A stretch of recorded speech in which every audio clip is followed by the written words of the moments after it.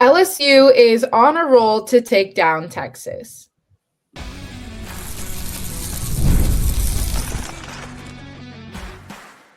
You are Locked On Women's Basketball, your daily podcast on women's basketball. Part of the Locked On Podcast Network, your team every day. Hello, everyone, and welcome to Locked On Women's Basketball, your number one sports podcast network, free on YouTube and wherever you get your podcasts. I'm here with Golden State Valkyries radio analyst Sophia Jones. My name is Kalia Butler, the sideline reporter for the Chicago Sky, and there are some games ahead of us. Can't wait to get into it with you all today. We're going to go over the start of Athletes Unlimited as well, some standout performances that we saw, and then it's ranked showdowns from there, but we're going to start with the SEC because number 5 LSU is taking on number 4 Texas. LSU is coming off of a 103-63 blowout win over Alabama. We know how highly powered and efficient this offense is.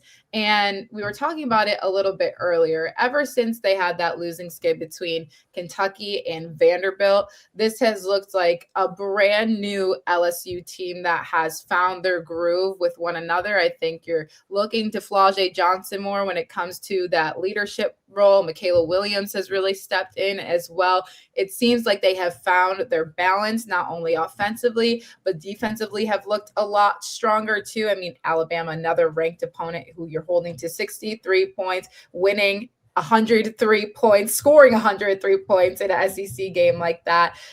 I think LSU might walk away with this one, but obviously Texas is going to put up a fight. Definitely. LSU has been a lot more assertive recently. During those first two losses against Kentucky and Vanderbilt, they were reacting most likely because of that weaker non-conference schedule. But now they're back to being the team that's establishing the pace and the fast pace that they want to play with. Offensively, they're getting out in transition, getting downhill. Defensively, they're doing a solid job of limiting opponents and speeding them up. And I think that was a key reason why LSU beat Texas 70-65 in their previous matchup earlier this year. LSU just looked really comfortable when they sped up the game. They forced, I believe at that time, a season high in Texas turnovers. So just forcing a lot of those, going in the other direction. And you talk about their defense and how that's almost been more of a cornerstone as opposed to their offense recently. And that was really highlighted in the Texas game also.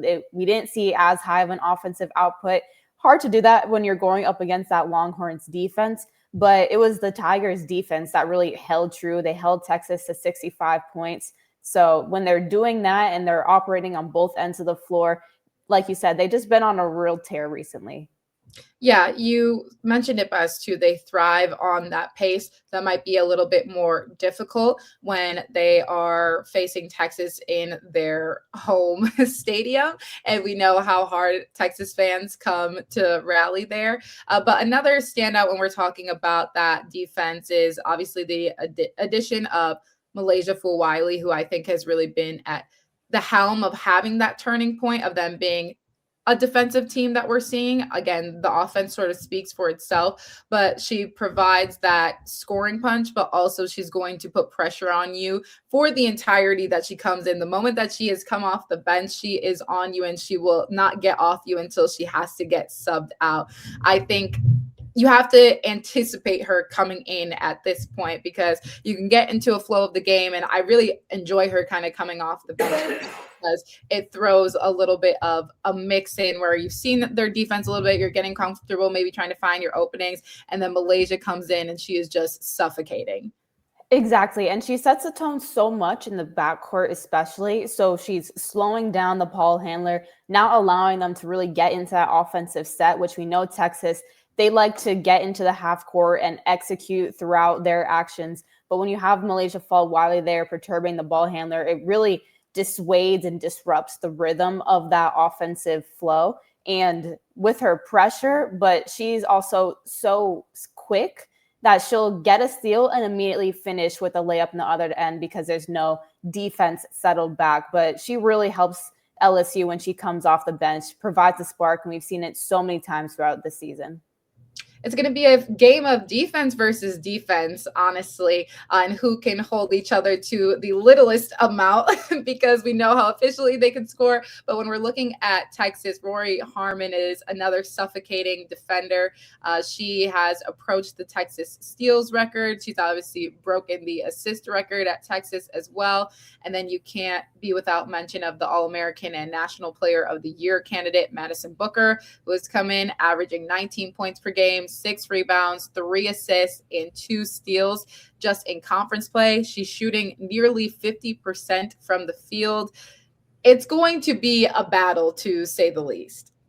Yeah, but for those 2 players you specifically highlighted also, Rori Harmon was benched during that fourth quarter in the last matchup against LSU. So I can imagine she'll have a chip on her shoulder headed into this game. She'll have something to prove. But for Madison Booker also, she got herself into a bit of foul trouble. So I think both those players, they're the leaders of that Texas team, and they have some extra motivation to get this win, especially wanting to protect home floor.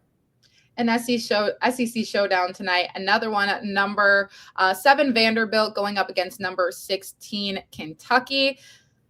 Vanderbilt in this one is 21-2 overall on the season. They have obviously had a commanding start when it comes to SEC play. They dropped 2. But Kentucky has had some convincing wins themselves, obviously one being over LSU, who we just mentioned. But it's really hard to have to go up and defend Michaela Blakes. She's obviously the leading scorer. She's averaging 25 points per game. I really like the addition of Aubrey Galvin, who has come in and kind of hit her moments as a freshman when you need her to. Kentucky on the other side is it's a very defensive scheme. And I know they have a game plan coming in for Michaela Blakes. And I'm curious to see how she may have to share the wealth today. Or, we know when she can create her own spots, if you give her just a little bit of space, the thing is green for her. So we've seen her have to ease into a game or two and, just wait for the defenses to feel like they've got her. And then boom, she still has like a 40-point game. Exactly. She gets her shots up. Well, I think she's doing a better job this year of getting her shots up within the flow of the offense so that they don't look like forces and they don't look like she's being the only person touching the ball. Of course, the addition of Aubrey Galvin has really helped because you have that balance in the point guard and shooting guard position. But Kentucky, they're one of the best defenses in the SEC. So I have to imagine they're going to come in, like you said, with a game plan against Blakes. But I also think you really want to limit Vanderbilt from the perimeter as well. Or you have to negate Blakes and then negate that 3-point shooting. And that is going to be how you set yourself up the best, because Kentucky, not as much of an offensively dominant team. So you really have to hone in on knowing your personnel and locking into the defensive game plan.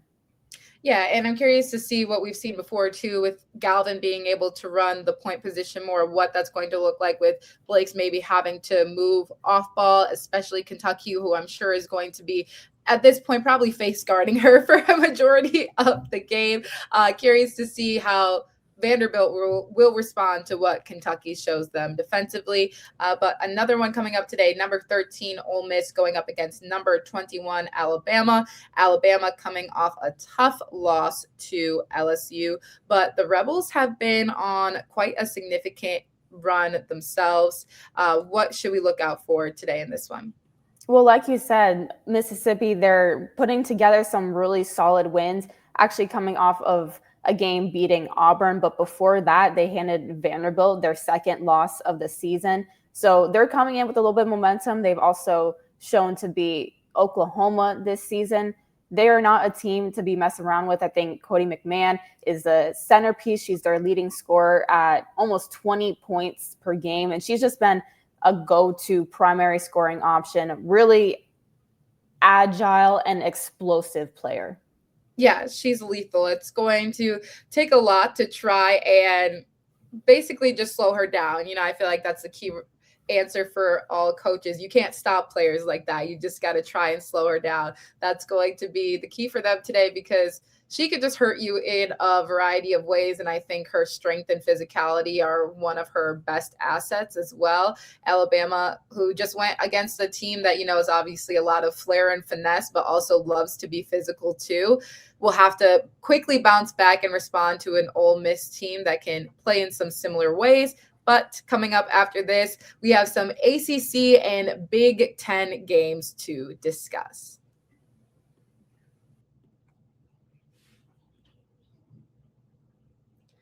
Hiring isn't just about finding someone willing to take the job. It's about finding the right person with the right background who can actually help your business move forward.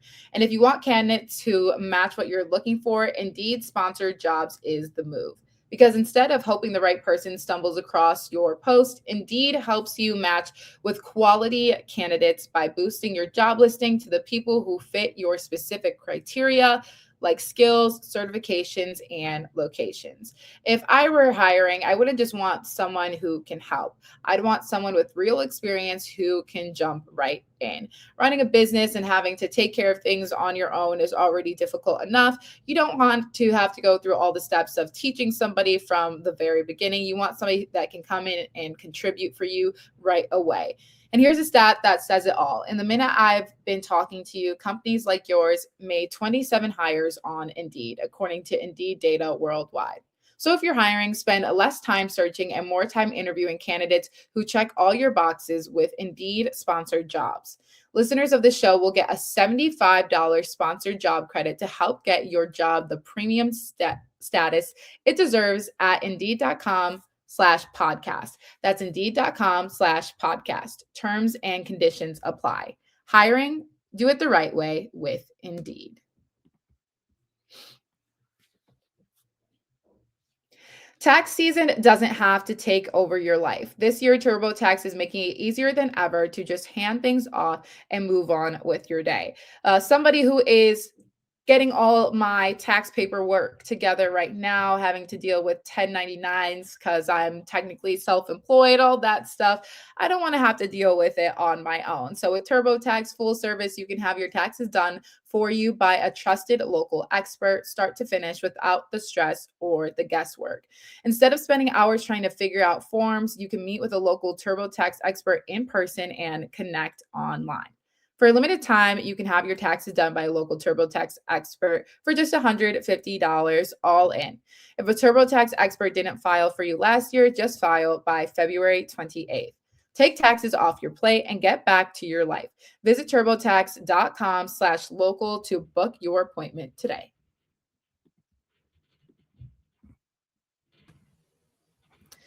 All righty. This is going to be another exciting one when we're looking at the ACC, because it is a battle of the unbeaten ACC team. So only one will stand when it comes to remaining undefeated in ACC conference play. And I have to say, this is a tough one to choose from, but Duke is another team that I think has been on a roll. We saw early on them kind of having to go through the ebbs and flows of the season, figuring things out. They started off very strong.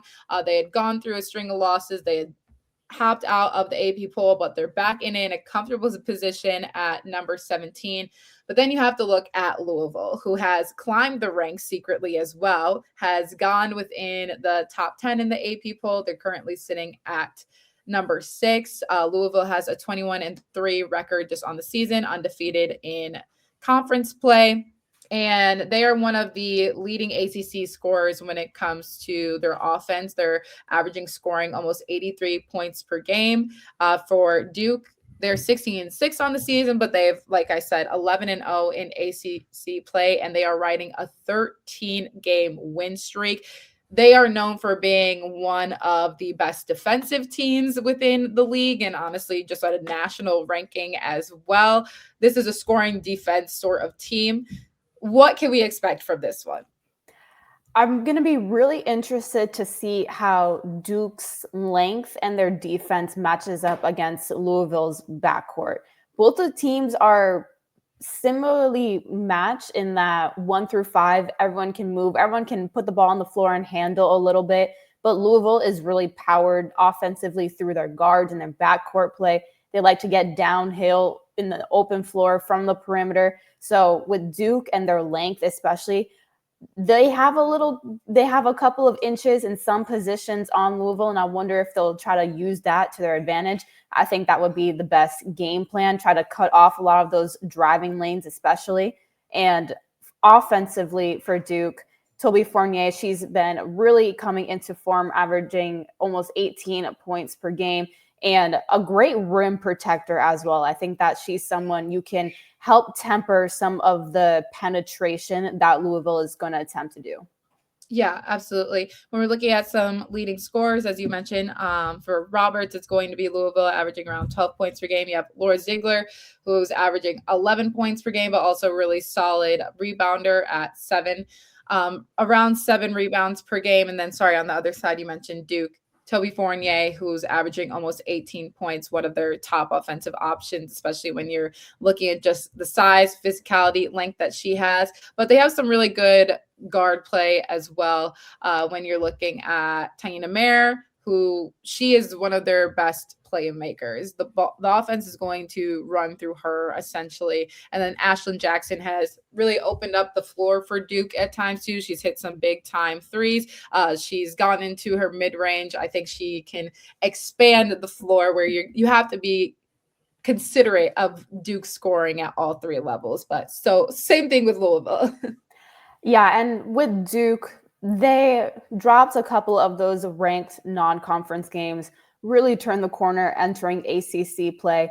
But I think Louisville will be definitely their biggest test probably of ACC play. And since they've been on this winning streak, the last major loss that they had was to LSU, and that has really what propelled them to have this run. Their last loss was actually LSU at the beginning of December. So this is another test for them, whereas Louisville, they continue to ace some of these ranked opponents.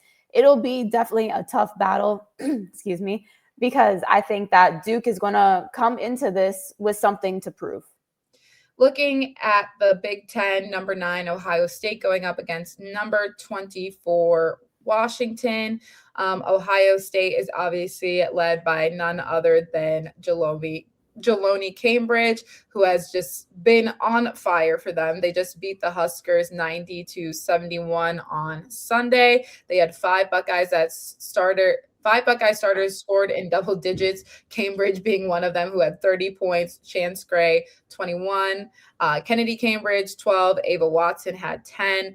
It was a very balanced attack for them. I think that's when we've seen them be their best. We obviously know Jeloni Cambridge is going to come in and put up some numbers. But when that wealth can be shared a little bit and more evenly disputed, I think Ohio State has been able to finish and execute more late game because they've let some of these games slip past them when it's kind of only been up to a Cambridge or a Gray to score.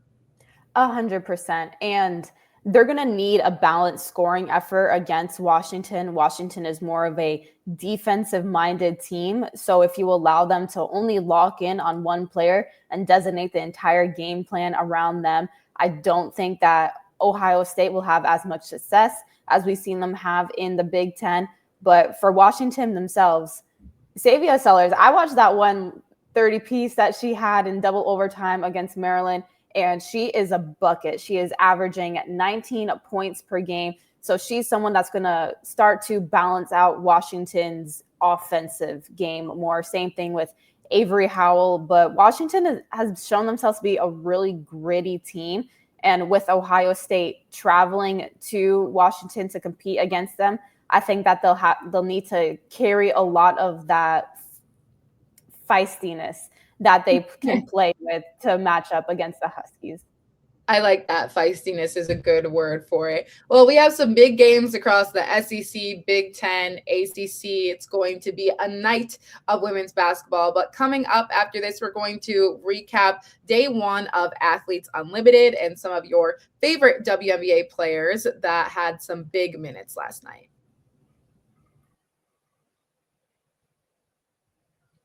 It's the last call for football on FanDuel. One final Sunday, one last kickoff. The final chance to get in on the action before the NFL season officially comes to a close.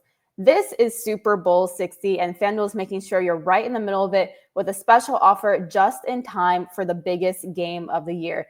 And FanDuel now has a lot of women's college basketball betting odds. So looking a little bit at the sports book and some of the games that we previewed, for Vanderbilt, Kentucky, Vanderbilt favored by 1.5 points. So that's a narrow margin. Duke, Louisville is favored by 3.5 points. But of course, the big one, Texas is actually favored by 5.5 points. So if you want to either listen to Vegas or listen to me and Kalia on that one, is up to you. But if you're a new customer, just bet $5 and get $200 in bonus bets if you win. So make it count, because after the Super Bowl, the season is over. Last call for football on FanDuel, an official sportsbook partner of Super Bowl 60. Visit FanDuel.com to get started.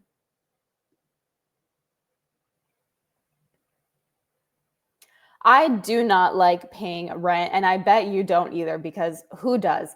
But Built makes it feel a little better. Built is a loyalty program for renters that rewards you monthly with points and exclusive benefits in your neighborhood. Let me explain. With Built, every rent payment earns you points so you can use towards flights, hotels, Lyft rides, Amazon.com purchases, and so much more. And here's something I'm really excited about. This month in February, Built members can earn points on mortgage payments for the first time. So soon, you'll be able to get rewarded wherever you live and unlock exclusive benefits with more than 45,000 restaurants, fitness studios, pharmacies, and other neighborhood partners. Personally, I'm trying to be back on my fitness grind in this new year, so I'm looking at some of the benefits Built has with SoulCycle, Berries, and Core Power, because I all live close to a couple of those. So join the Built loyalty program for renters at joinbuilt.com/lockedonwomen. That's JOINBILT.com/lockedonwomen. Make sure to use our URL so they know we sent you.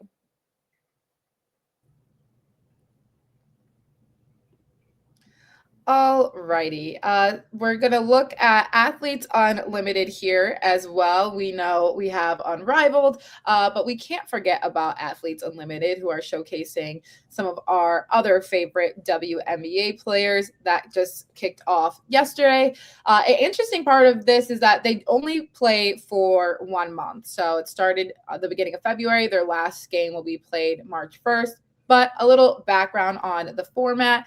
They bring a group of 40 athletes to one city for a month in heated competition. They're redrafted each week, which means you get to see each of these players battling against each other in different combinations, which is an interesting format.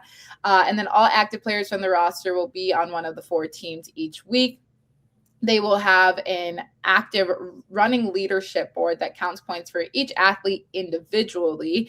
And you can see that leadership board change constantly throughout the game as the athletes make their plays. But athletes earn points in 3 ways: when their team wins a game or a quarter, when they make a positive play on the court, or they may lose points for a negative play or error. And then when they are voted one of the top 3 MVPs of a game by players and fans. And then at the end of the season, the athlete who sits atop the leadership board is the champion. Now, that is a lot to put on one player. If you mess up, we're taking points away. But if you win, we'll add a couple on there for you. But I guess it gives this added layer of competition, obviously, and excitement, and really having to play against yourself almost, which I could see the pros and cons to that, of wanting to be less of a team player, but you do have points if your team wins. So I guess you do have to maintain being a team player. But at the same time, it's just like, I can't mess up or I'm not making the leadership board in this one. Exactly. But it makes it really interactive. And I think that's what is very interesting about the Athletes Unlimited format. And the fact that like the leaderboard, you can see it shifting during the game. It's like monitoring your flight status at the airport and going to one of those boards. But like you said, the athletes, positive plays can get them boosted. Negative plays are deductions. But I like the fact that the players and fans can vote for the MVP. I think having that player vote is also pretty important because it helps keep everyone a little bit more unbiased, especially when you're having shifting teams all the time. So it's never one team that's playing for the entire month. It limits a little bit of the direct competition, if you will. Another interesting aspect of it is that each week there will be 4 captains, as I mentioned, who will redraft the teams, but the captains also have the ultimate authority over the team in terms of lineups, in-game decision, and practice plans. And then they can collab with a coach to make their decisions, which they refer to them as facilitators. So when you're thinking of a basically player ran sort of situation, they have taken it to the next level where there is one player who's like, so I'm coaching this, I'm deciding the lineups, you're getting subbed out. It is really fun to see because there's so many elements that go into it. So thinking of all those external factors and having to translate that to the on-court product is so funny to see, but they've been so good at keeping this so competitive. Obviously, some standouts yesterday for the Glow, Tina Charles, who has one of the most points in WNBA history. She had 17 points. NiLaysia Smith and Zia Cook added 16 points apiece. On the other side for the Rhythm, Kia Nurse, for all the Sky fans out there, and UConn, 22 points. Bree Hall had 17 points. The MVP vote came out with Tina Charles, which means she earned 90 points that day. Kia Nurse earned 60, and NiLaysia Smith had 30. Yeah, and so those are the MVP results for every single game because these votes happen for the individual matchups, so the players have opportunities to earn points. I don't think it's a surprise that Tina Charles was not only the leading scorer for her team, but is also first in that group for MVP votes. I mean, how many times has she won it in the WNBA? And I think she'll be a consistent captain that we'll see throughout this season for Athletes Unlimited. Yeah, never sleep on Tina Charles, first of all. One of the most veteran players in the league, the gift of being able to continue watching her play. And when she was with the Sun this past season, I just remember talking to her and I was like, what's it like for you dealing with all this youth on the team? She's like, man, I'm basically their mother sometimes, but like she absolutely loves it. But she knows how to get a W and how to score a bucket. So never sleep on her. We also had the Eclipse, who played the Gold Rush. 103-83 was the final. Asia Taylor led the way for the Eclipse. She had 22 points. Anissa Morrow, in her debut, finished with 14 points and 13 rebounds. Let me just conceptualize this for you guys really quick because I was a manager for the women's basketball team at DePaul when Anissa was there.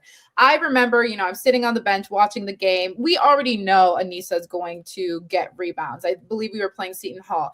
I looked up at the board, not even halftime yet. She had 23 rebounds already. And it was a light day for her, light day in the office for her. So I just want everybody to remember that this woman could go grab a rebound if you need her to. Yeah, I think when you combine Morrow's motor with just her athleticism and agility, it's the perfect concoction to be as dominant on the boards as she is. Exactly. Excited to see what the rest of Athletes Unlimited brings, but make sure you are tuning not only into Locked On Women's Basketball, but watching the actual games and coming back and listening to our recaps.